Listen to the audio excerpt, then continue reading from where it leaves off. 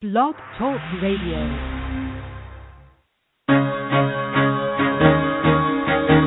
Carol the Coach. Sex, love, and relationships. We talk about it here. Carol the Coach.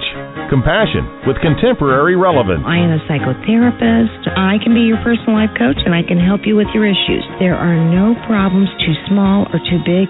You can talk about anything. Speaker, columnist, radio TV host, and commentator.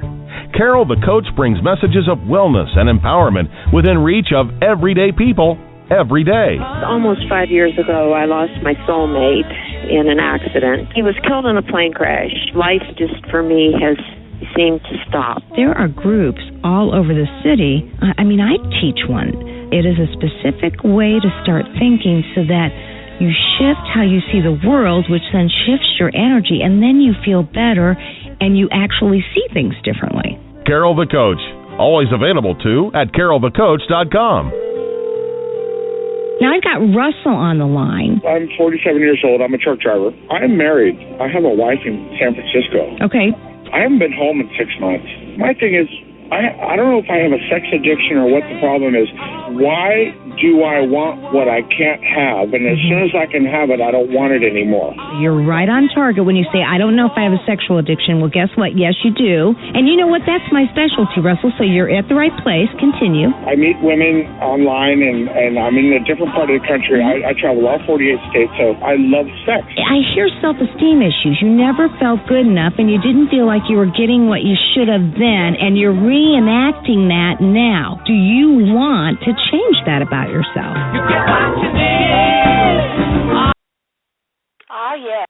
Hey, this is Carol Jurgensen-Sheets, and I am Carol the Coach. And I am here to help you with, I'm here to help you with your sexual addiction, or if you're in love with somebody who's a sex addict, I'm here to help you cope with that. And this is the only show on iTunes that you can go to find out more about sexual addiction. Now, clearly, one of the things that I know to be true is that, unfortunately, sexual addiction is one of those things that oftentimes does not get talked about. And you don't know where to go and you don't know where to turn. And certainly if you've got good relationship skills, good interrogative skills, you figure out where you need to go to get the answers. That's what you're doing here. You're here because you have inquiring skills, you have talked to the right people, and they've told you this is the place to go for information about how to get healthy and how to heal. Now, tonight, we've got Paul Hartman on, and he is going to be talking about the deeper recovery that one can experience when they find the proper formula to heal. Now, he's got over 30 years of treating clients and their partners, and he is on a double mission. He wants to help you get sober, stay sober, and teach you how to progress to deeper recovery. He also wants to talk about those things that clearly make a difference in your therapy, your childhood issues, understanding the emotions that you may have repressed or unfortunately denied because you didn't think it was safe to share them. So I'm looking so forward to working with him. And this is a show where you can call 646-595-3284 and ask any questions that you would like. Now, I got an email this week, and it said, Carol, I recently discovered your show in podcast form. I enjoy it and appreciate all the great help that you provide. Don't thank me, Tammy. It's my guests. They are amazing. So this woman says, I'm struggling to know the best thing to do. She'd like me to help answer her question. She's been seeing this man, Tom, for 4 months now. We've worked together, and I've known him as a coworker for 2.5 years. been officially divorced for 1.5 years, and he has a young son. Over the 6 months prior to dating, we talked more and more, lots of flirting, nervousness, anxiety, etc.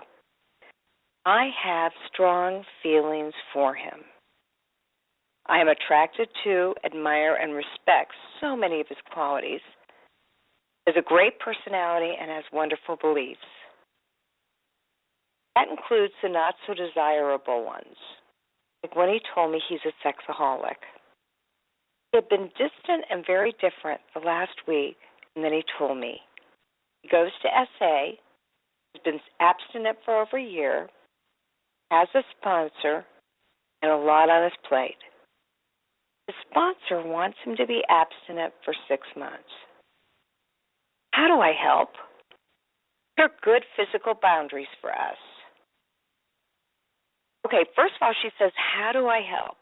Well, it sounds like you're open to the fact that somebody can have a sexual addiction, and you're wanting to help, so already you're not judging to the point where you want to stop seeing him. So that is helpful in and of itself. And what are good physical boundaries? Well, he has made it clear he doesn't want to stop seeing me, and I don't want to stop either. And what we heard is that he's working on abstinence. So I would continue, Tammy, at abstinence. I would do whatever it takes to follow his lead on that. And here's why.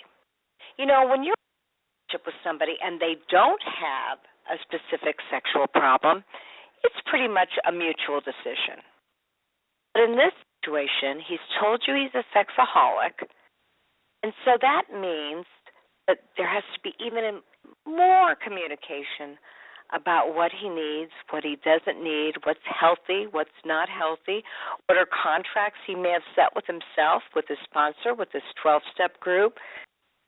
And then, though I don't believe in being codependent, I also believe that if you want somebody to stay in recovery, you have to respect their recovery boundaries. So, I would definitely not engage in any kind of sexual activity at the present time. She said, he made it clear he doesn't want to stop seeing me, and I don't want to stop either. What can I do to ensure that I am helpful with his recovery? Distant because he isn't all that interested in me, or is he conflicted? Well, you've heard me say it before. I believe when a woman asks the question, she probably already knows the answer. And certainly anything I might add right here is total assumption. What I do know is people who have sex addictions, who are sexaholics, oftentimes do have intimacy disorders. And so as the two of you begin to get closer, it's very common. I'm not saying this is him. I don't know him. But it is very common for there to be some distance and some come here, go away tendencies. And what I mean by that is 1 minute he'll act super excited, and the next minute he'll be pushing you away because of his own fears. Now, the way you wrote this email, Tammy, makes me believe that you felt that his distance was in direct relation to the fact that he was going to tell you that he was a sexaholic. That kind of thing is very, very, very scary. I just had a man today who said, I've met somebody, I really like her, she's really spunky, really perky. I don't know when to tell her that I'm a sex addict.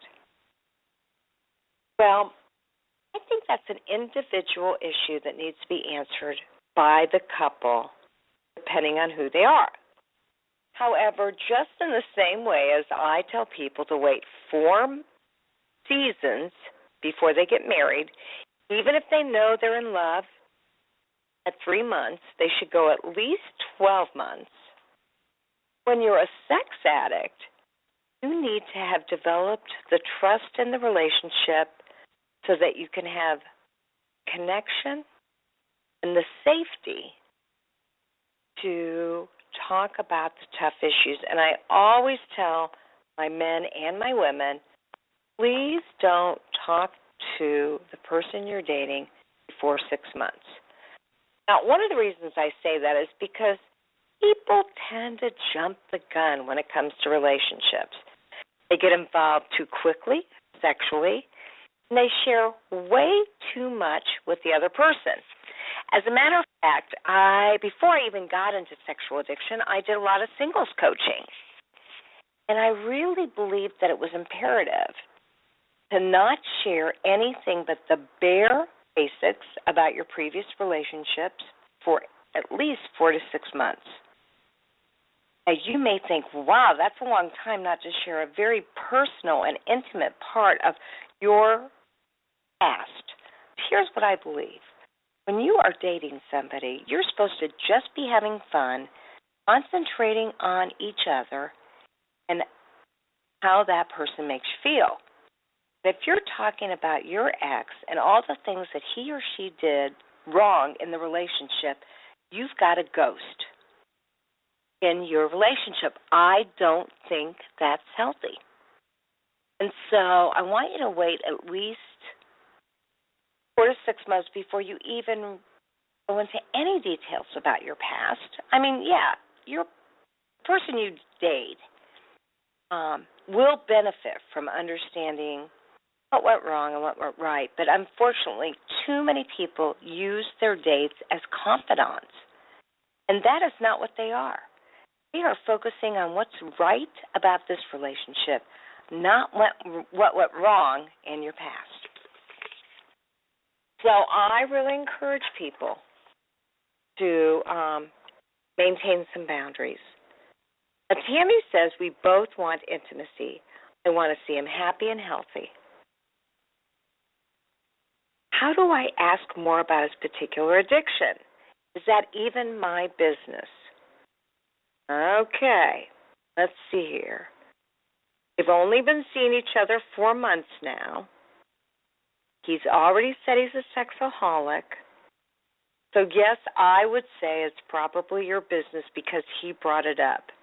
Probably told you about it too early, but you may go ahead and ask him just very, very basic questions. Nothing that's going to be too detailed because I tell you what, you're still supposed to be concentrating on whether you like the guy.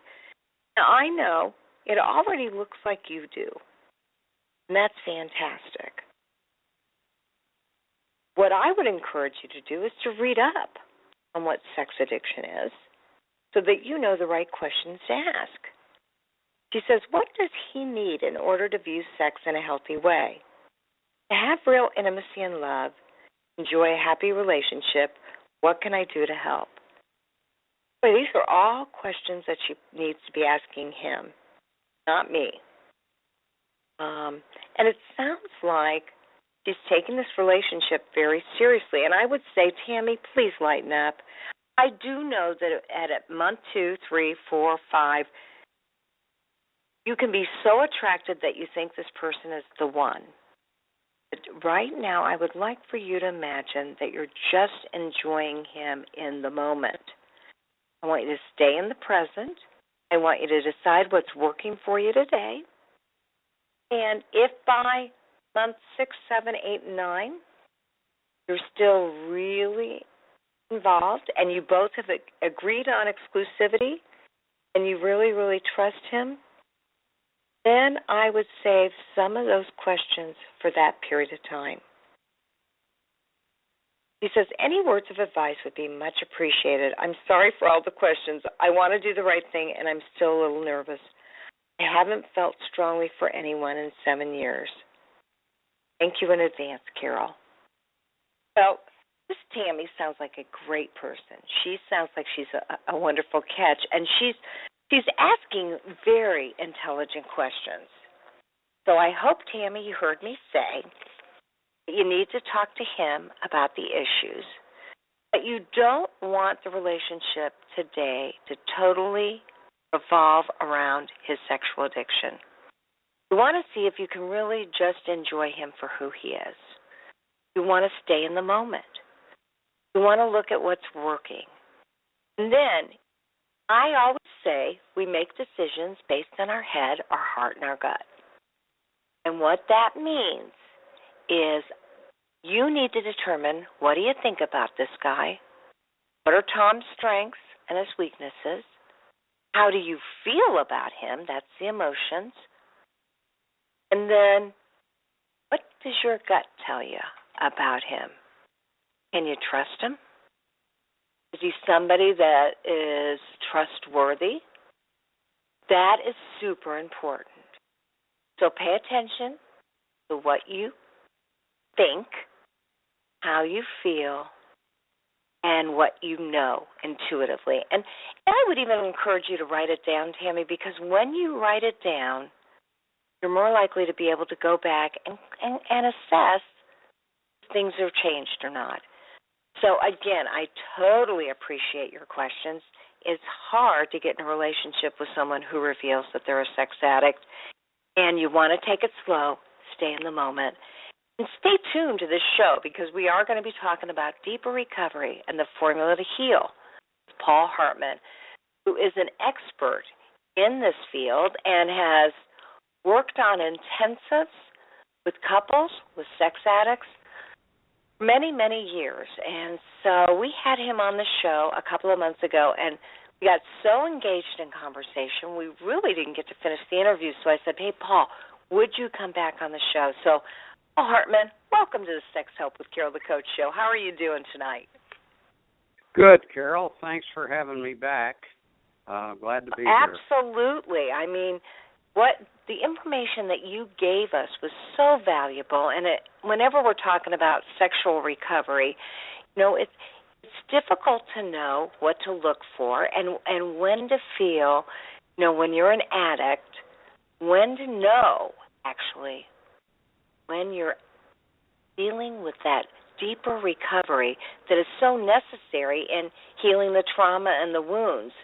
So I don't know if you remembered where we stopped last time, but I do. And I just kind of want to summarize, if I can, the fact that you have some specific feelings about sexual addiction. Do you believe that it is a disease in the same way that other addictions, like substance abuse, are a disease? Yeah, that's a great question, and there was a lot of debate about this when Patrick Carnes first came on the scene back in the early 80s. If there are any older listeners out there right now, you might remember that Phil Donahue was sort of the Oprah of the day back then, and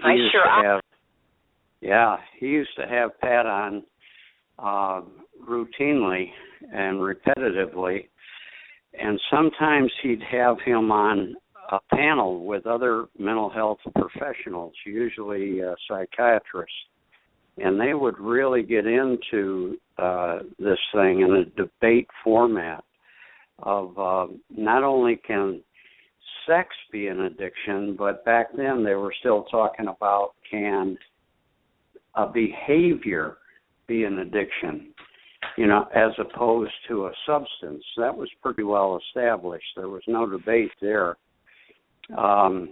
But today we call those behavioral addictions process addictions. And I would say, for the most part, we're past the debate stage. Behaviors or process addictions are every bit as addictive as substances. And in case people wonder how that could be, it's all about changing the chemistry in the brain. So if I'm taking any kind of substance, I'm changing my brain chemistry. But the interesting thing is, if I'm doing certain things behaviorally, I'm also changing my brain chemistry. And probably one of the most powerful ways behaviorally to change brain chemistry is with sexual acting out. So this is an exciting time to be in addiction because we're really learning so much. And with the medical technology that allows us to actually look at the living brain in the form of brain scans, we know a lot more now about what's going on with the addict brain than we knew. Proof that things are changing in the brain, as opposed to just knowing that intuitively. We're seeing brain activity that proves neurobiochemistry and the changes that are going on, and the psychiatry that occurs, the circuitry that changes within the brain.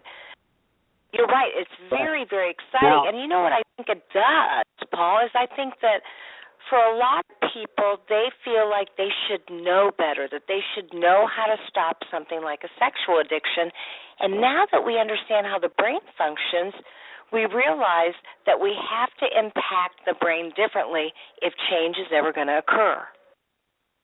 Right. Well, the thing we learned decades ago with alcoholism is that no alcoholic was ever successful in getting sober and staying sober through willpower. And so in this day and age, I don't know why anybody that's having trouble with acting out sexually believes that they should be able to control that or have power over that through willpower. I mean, it simply can't be done. The good news is that with help, sobriety is definitely possible. And not only, I'm not just talking about short-term sobriety, and I'm not describing some kind of a lifestyle where, well, this is addiction, so you've got to expect slips or relapses from time to time. No, that's not what I'm talking about at all. I'm saying that we know for sure that sex addicts can establish a solid sobriety just like an alcoholic can, that is consistent, long-term, uninterrupted. And I'm saying this primarily for partners. If your addict can become that sober person, then maybe it's worth considering doing the work to create a new relationship and be with the addict. But if it's going to be the up and down and in and out, sober one day, acting out the next, then I wouldn't want to go on record as saying anybody should stay in that kind of a situation. I understand you correctly. What you're saying is, although you realize that it's up to the individuals themselves, you really look for people who have the proper supports, that are working hard at developing the committee or the infrastructure to assist them in not using sex. And when they do that, they're much more successful than if they try to white-knuckle it, because it is not through willpower they can evoke change. It is through developing the right resources. Right. Let me go back to your original question, Carol, which was, how do you know if you're actually dealing with this disease we call sex addiction? Actually, we evaluate this, we look at this through a lens that's the same lens, whether we're looking at sex addiction or any other addiction. I mean, the characteristics or the symptoms are pretty much the same. I've got a list of 10 symptoms, and I'm actually not going to talk about all 10 of them here on the interview, but I want to pull out some that addicts most typically identify with. And, of course, the big thing here is efforts to stop. Right.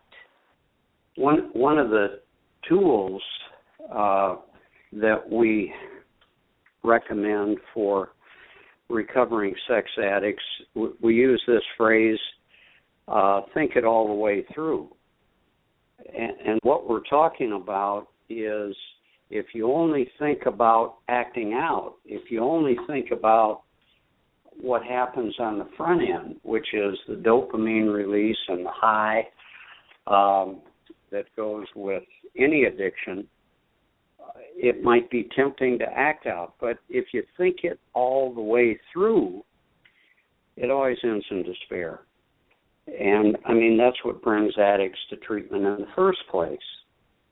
Oftentimes they'll say the fun's gone out of it, and I'm still in the despair. But even though it ends in despair and they try to stop, they can't stop. So that's the biggest symptom right there, efforts to stop, and they can't stop. Today, one of the most prominent forms of acting out is internet pornography. And I know Patrick Carnes was on your show not so long ago. He may have said this. Internet porn is the crack cocaine of sex addiction. It's a form of pornography that is so easily available. A lot of it is actually free. You don't have to go to a paid site. You can find plenty of pornography without even having to pay for it. And it's anonymous. So that's a very prominent form of acting out. And even if it typically sex addicts will have several different behaviors in acting out. And with almost all of them, there's going to be some internet pornography. So I bring that up simply to say when that's the main form of acting out, we get a lot of preoccupation. A preoccupation could go with any of the behaviors, but it's especially prominent in this. So that would be another symptom. So if the addict is not actually acting out, but spending a lot of time thinking about acting out, and now we're back to talking about the brain again, the goal isn't just abstinence from problematic behavior. The goal is to heal the brain. And so if the behavior's not there, but the thinking is there, that blocks the healing in the brain. So that's a problem. But I bring it up not so much to talk about healing the brain, but just to say that's one of the other predominant symptoms to look at is the preoccupation. So along with absolutely. And, obviously, if crack, if cocaine, if heroin were available free of charge at any time, any way, any place, we'd have many, many, many, many more addicts. And so you couple the fact that sex addiction is anonymous, affordable, and accessible, and then you think about the fact that the brain activity is looking at more things in their lifetime within a period of 20 minutes than what used to occur in a month. I mean, the brain is really having to shift and take snapshots of different things so quickly that I know that there's a lot of people that feel like there are chemicals we've never even seen before because of the fact that this is activity the brain has never been used to.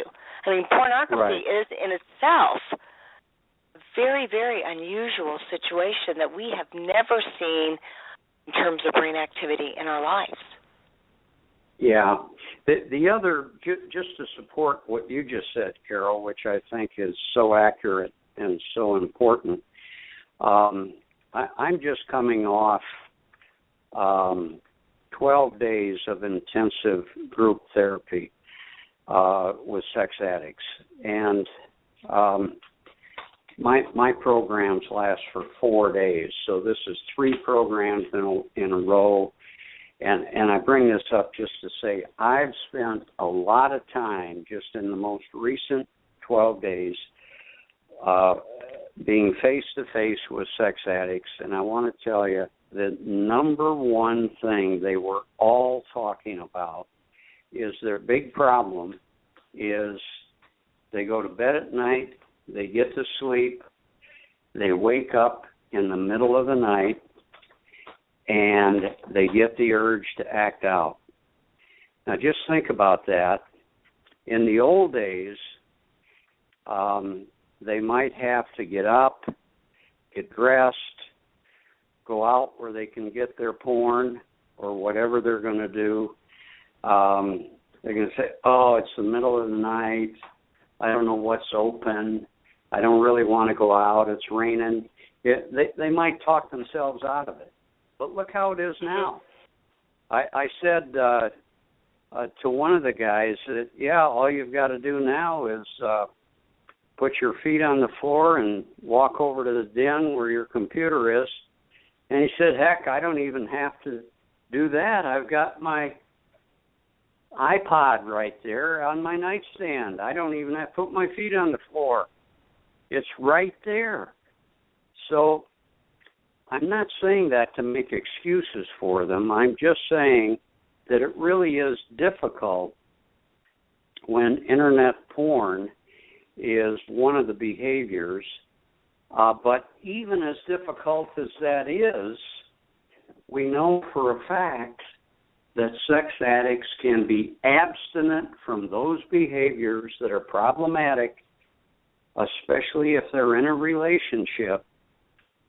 And that's the main thing that I want to move on to, Carol, when it fits your agenda, is last time I was on, we talked mostly about treating the addict, but I want to remind people that when there's a marriage or a partnership, we've got three entities. We've got the addict, we've got the betrayed partner, and we've got the coupleship. And in order to get to a place that relationship can work with these same two people, of course, the first thing we need is sobriety. As I already said, I would never encourage the betrayed partner to stay with someone who is still acting out. But once sobriety is established, there's so much work still to be done in order to create a new relationship together that works. And it can be done. That's mostly what I wanted to talk about tonight, if we can. Well, let's do it, because I know partners are always concerned about this issue. So go ahead, say a bit more about that. Yeah, okay. I think I'm going to talk mostly about that third entity, which is the coupleship. But first, I want to say this about the partner. Sometimes the partner, the betrayed partner, is resistant to getting her own, I'm saying he and she here, let me apologize for that. It could be the other gender, but in my work, I treat mostly male addicts and mostly female partners, so I'll slip up on that gender from time to time. I apologize. Okay. But oftentimes the partner will be resistant to doing their own work, and I think sometimes that comes from the idea that they're trying to push me into treatment as if this is my problem. It's not my problem, it's the addict's problem.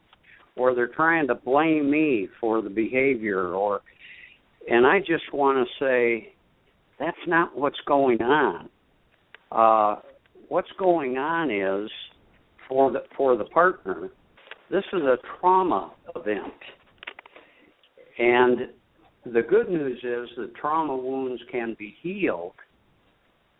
The bad news is they don't heal by themselves. You know, we don't see spontaneous healing.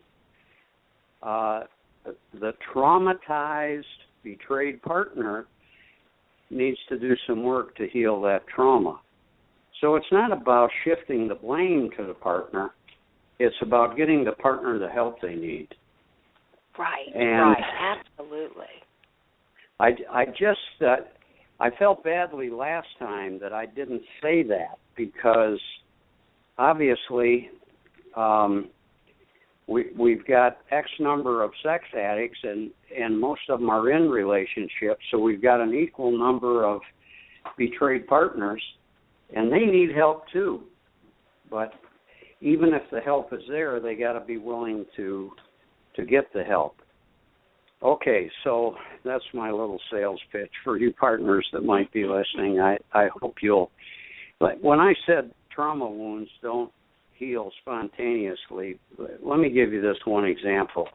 I think we all have seen on the news with these young people returning from the war zones, whether it's Afghanistan or Iraq. These veterans from a war zone are returning, and huge numbers of them are suffering from PTSD. Right. We really understand a lot more about trauma these days than we used to. But my point about spontaneous healing, we are still getting veterans from Vietnam showing up, still suffering from PTSD. Back when they returned, we didn't know as much about it. We didn't do as good a job diagnosing it and treating it. And these people now, for all these decades, have been struggling with life because nobody ever diagnosed them with trauma. Nobody ever treated them to help them heal those trauma wounds. So I bring that up as the example to say if those old wounds would heal by themselves, those old Vietnam vets we wouldn't see them coming out of the woodwork still. That would be all done. And so it's the same thing with addiction. It's a trauma disorder for the partner, and I'm encouraging you to get your own help, whatever your addict does or doesn't do. Okay, and then there's the coupleship, and I've been calling tonight the third entity, the addict, the betrayed partner, and the coupleship. One of the things that I tell couples who are just beginning to deal with this in the face of sex addiction is that the betrayal has been so great that the old relationship cannot be repaired.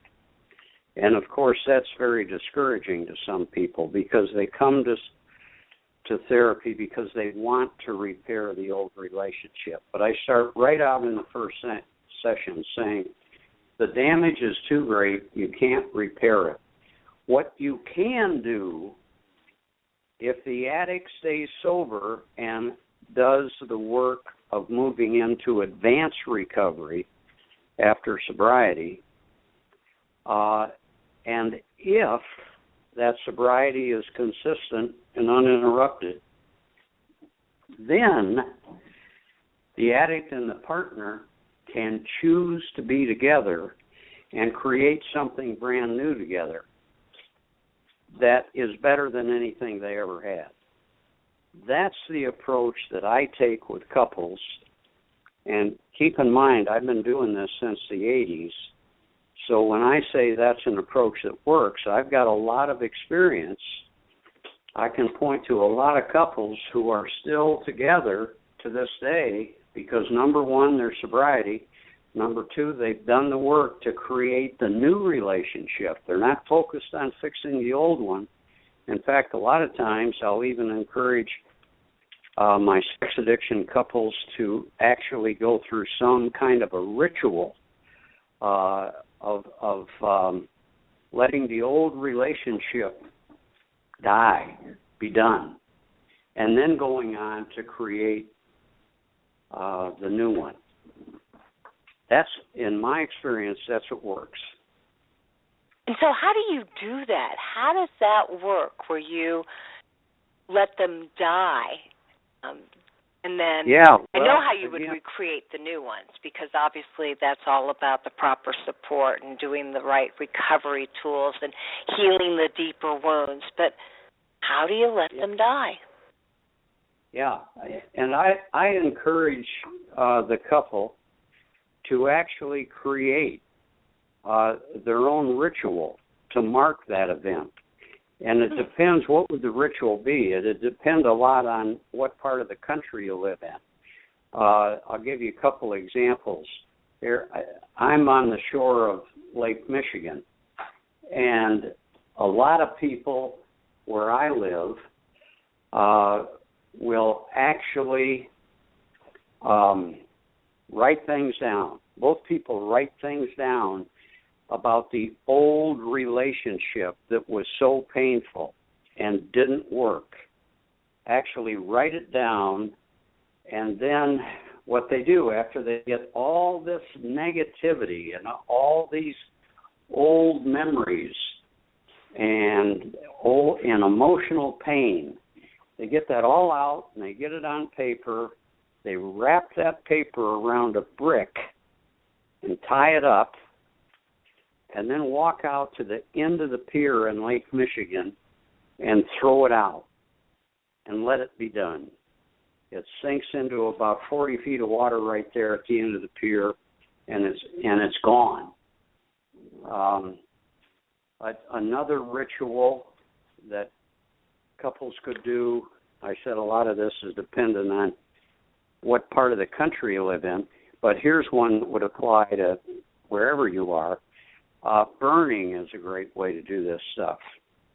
So again, you'd have all this negativity written down, and maybe there's even, in addition to the things you write, there might even be some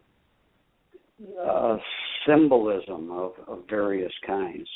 And you get that all together and burn it. And again, let it be done. So I've done a lot of my work in Arizona, right in the desert, and we'll literally walk out into the desert wilderness and bury this stuff. So, I mean, I've given you 3 examples there, but what I... Yes, you have, and you know, Paul, one of the things I know is that the primal brain doesn't know the difference between pretending to have a funeral for something and going to the funeral. And so when you say bury it, burn it, beat it, whatever, drown it,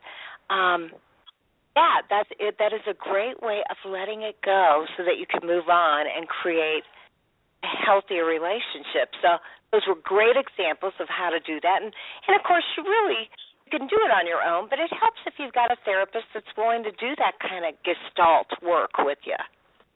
Right.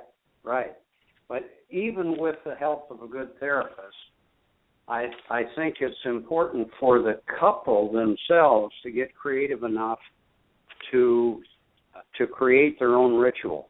And if they're having trouble figuring it out, I mean, a therapist will have experience with this so that they can throw in little crumbs to get the couple started on what they're going to do.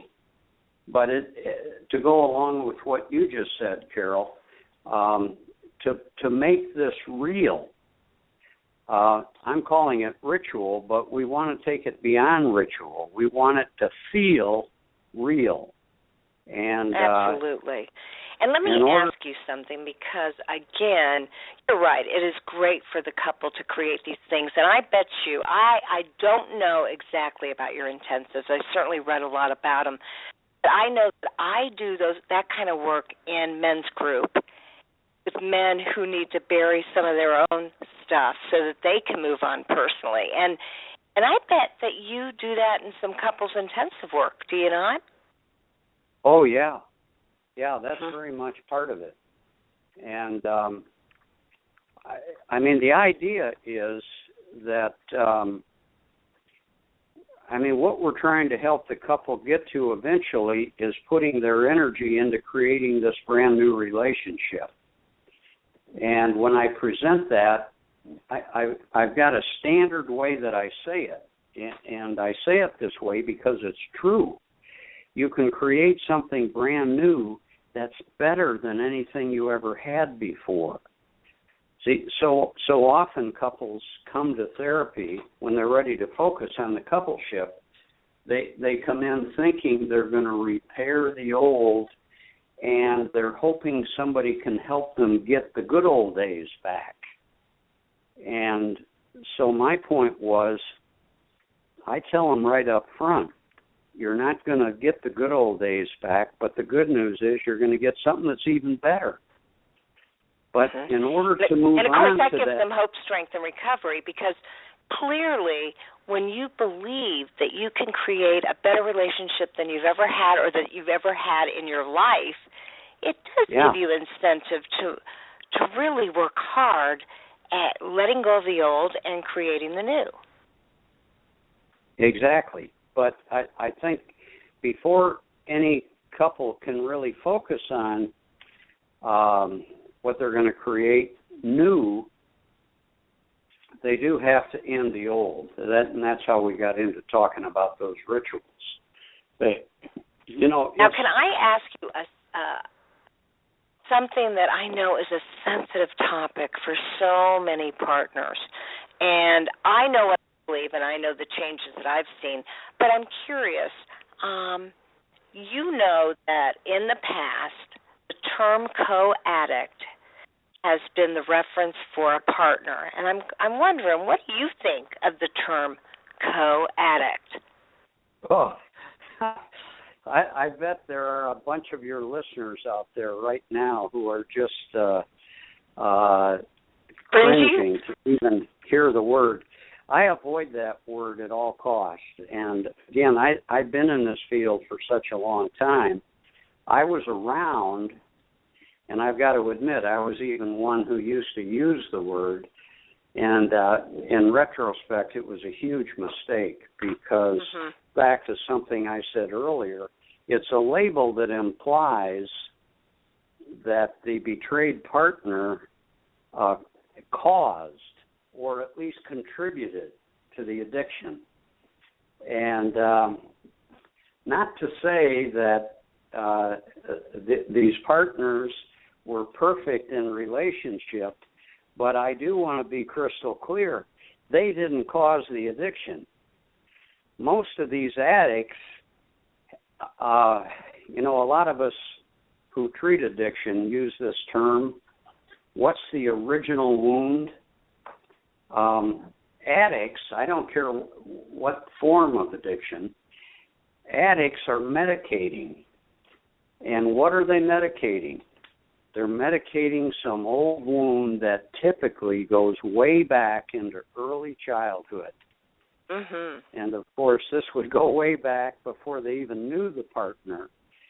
And so if we're going to talk about causes, I mean, what we're looking for nowadays is childhood trauma, attachment disorder, just the wounds that result from growing up in a dysfunctional family. And that's what we need to be focused on. And we're distracted from that when we use that term co-addict and put that on the partner. But let me say quickly, I think some of your listeners might be interested and maybe even less offended if they understood the history of where that word comes from. Back in the 70s, when we were sort of at a peak of treating alcoholism in an inpatient setting, pretty much everybody, if they could afford it, and most insurance would pay for it back in those days, unlike today. So alcoholics in great numbers were treated in inpatient treatment centers. And somebody back then decided it was politically incorrect to call them the alcoholics, that it was shaming. So they started calling them the addict instead of the alcoholic, and then along the lines of addiction being a family disease, they call the partner the co-addict. And they really didn't mean to say that the partner caused it, but it was just a term they used to differentiate between who's the addict and who's the partner. But when partners get offended with that label, and if I were a partner, I'd be offended by that label too. So I totally support anyone on that. But don't. If you don't like that term, don't let anybody put that on you. Just say, don't call me that. And if you're not going to use the term co-addict, what term describes you? And you may have noticed the term I'm using all the time is the betrayed partner. And that doesn't shame you, and that doesn't blame you, but it's very descriptive for what happened to you. Absolutely, and I'm glad that you gave us the history on that, as well as, let's face it, you're exactly right. Most addicts are medicating old traumatic wounds of their childhood. Now, you mentioned attachment disorder, and I'm curious, what role do you think attachment disorder plays in addiction? And explain to our listeners what you believe attachment disorder is. Yeah, I'd be happy to, because it's, I think we're at a time, as you were saying earlier, Carol, where we really know so much about the neuroscience of all this. And the other thing that's right up there with the neuroscience is that we know, I'm going to talk about what attachment disorder is, but it's a wound that occurs typically very, very early. It's unlike some forms of child abuse that might happen at early teenage years or something. This might even go back to infancy. In fact, I don't want to say might. It typically would go back. Now, one of our colleagues, I don't know if you've ever had him on your show yet, but Rob Weiss is one of our colleagues that I've known for a long time, and he writes a nice, a very informative blog. And recently in his blog, he actually put in there that we could use the term addict and attachment disorder interchangeably. He's saying that attachment... Very interesting. Yeah, attachment disorder is so prevalent in the history, I think not just of sex addicts, but of any addicts. But what is it? It's, I think I'll describe it from the perspective of the infant.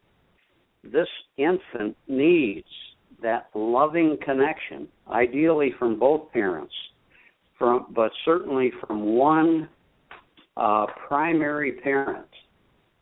And when I say infant, so I'm talking about things that need to happen pre-verbally.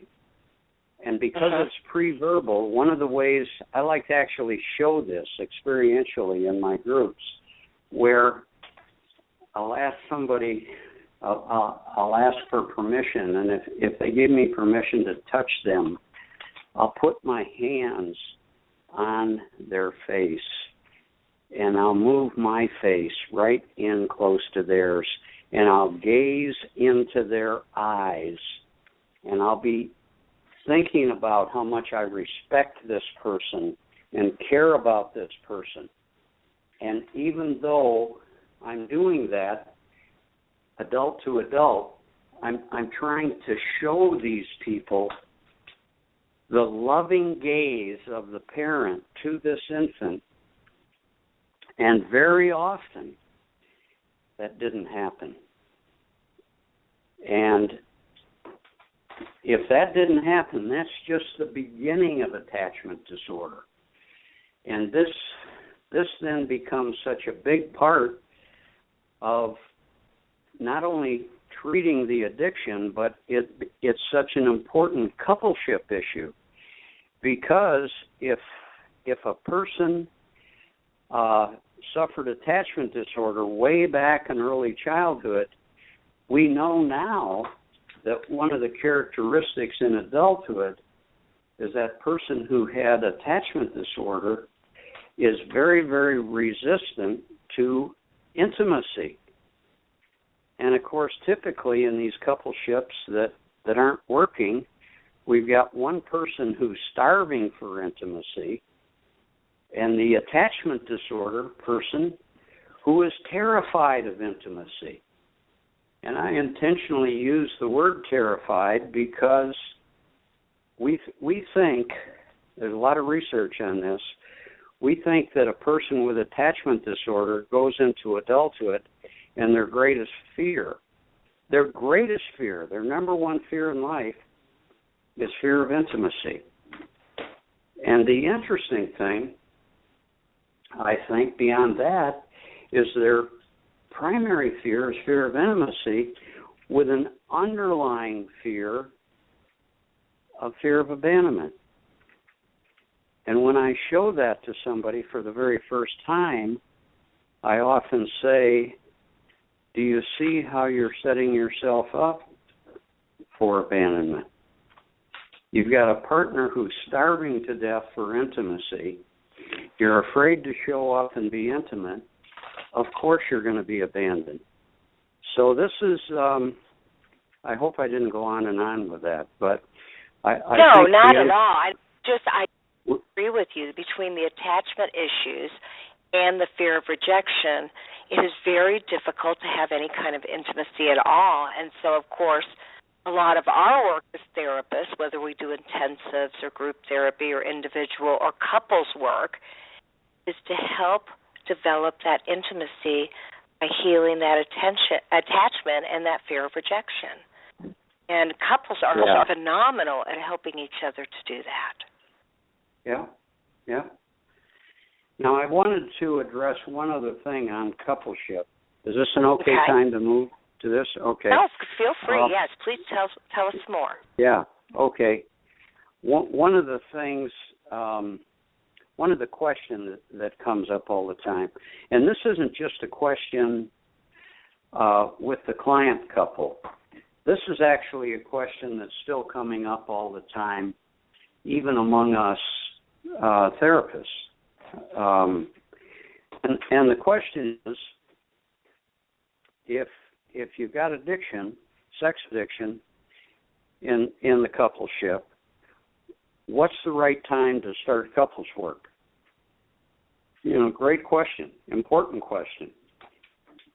And I think I'm in the camp where I recommend starting it sooner rather than later. But even though I'm saying start it sooner, there's still some requirements, as far as I'm concerned, before you start the couples work. Number one, the addict has to be sober. And if the addict is not sober, do not come in with the idea that, well, we'll work on the coupleship and we'll fix the relationship and then he'll quit acting out. Well, I wish I could say it worked that way. It makes sense. It's a rational idea, but I haven't seen it work. What works is the first step needs to be the addict getting out of denial and following the aftercare plan, whatever it is.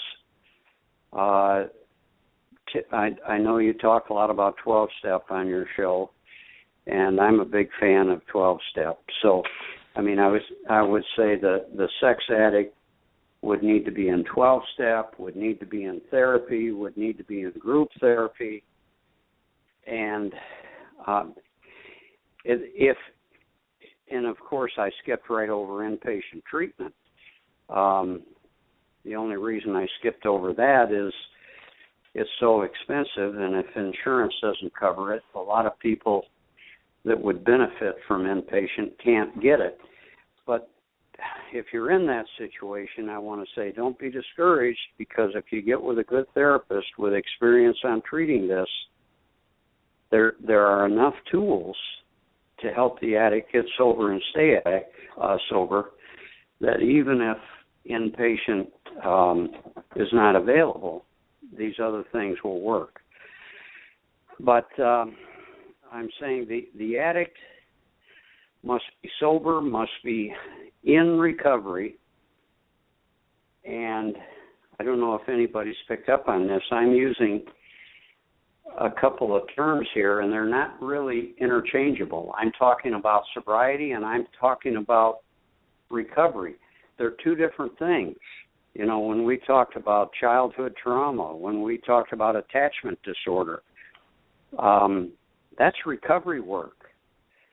And healing those old wounds, again, like I said about the betrayed partner, that doesn't happen automatically just because an addict gets sober. But the person can't deal with those other recovery issues until they are sober. So it's sobriety first, it's following the treatment plan, and doing that consistently without slips or relapse for at least 90 days. And if the addict has done that, the addict can be in a place now to put some of the addict's attention and energy and time into focusing on that other entity, which is the coupleship. Now, during those 90 days that the addict is focused on the addict, it would be wonderful if the betrayed partner was doing some work too to heal the partner's wounds. Exactly. And so, absolutely. What I'm saying, in those first 90 days, if we've got two people and they're each focused on themselves, then they get to a place pretty quickly that they can focus on the third entity, the coupleship. But there are professionals out there that would still say, no, 90 days, that's too soon. Well, it's too soon if the addict's not sober. Maybe it's too soon if the betrayed partner hasn't done any trauma work. But if they've both done what I'm talking about, they're ready. And they're eager. They don't want to keep living in this broken thing that we call a marriage or a partnership. They want it to be better. And or they don't know what they want. That's the other thing, too, is so often, especially the partner, should I stay or should I go? And getting into couples therapy can help answer that question. Actually, I hadn't planned ahead to say that, but I'm glad I did, because I think that's another thing that would keep the partner away from couples therapy is, well, I haven't decided yet if I'm going to commit to this. I haven't decided yet if I'm going to stay. Well, you don't have to decide that before you go to therapy. You use therapy to help you make that choice. 100%. And you know what? I could talk about this for hours, because I have said to you before, Paul, the addict carries the shame, but it is the partner that carries the pain. And we didn't even get to polygraphy, in terms of, well, how do you use polygrapher and when do you do disclosure? But we have to end. So I so appreciate the fact that you've done a fabulous job of explaining all this to us. And, you are a very, very wise person. How can people get a hold of you? Are you still doing the intensives? I know you moved, right? Well, it's a seasonal move. I haven't really moved. In the summer, I do my intensives in Grand Haven, Michigan, in a wonderful place right on the shores of Lake Michigan. And then in the winter, I do my work in Florida. So that's partly selfish. That's partly for me, but it's also for the clients that if people are going to fly in to work with me, I mean, who wants to fly into Michigan in February? So, well, you're exactly right there. So now tell our listening audience, how can they get a hold of you? How can they get on your mailing list, and what you got coming up next? My website is Pathway. Pathway is singular. There's no S on the end of it. Pathwaytohealing.com. And that describes all of my programs for the addict, for the partner, for the couple. And I can do that intensive work one-to-one, or I can do it in a group setting. But back in the 90s, I closed down my traditional private practice because I didn't want to do the hour-a-week thing anymore.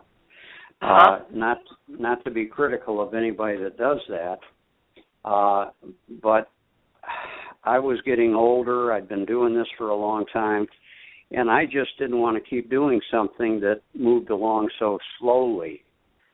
So I switched over to these intensives, and that's all I do now. And the outcomes are fantastic. I don't have statistics on this, but I'm confident that our recovery rates with these intensives are as good as people that go to 5 or 6 weeks of inpatient. Oh, that's fantastic. Yeah, okay, so again, they can go to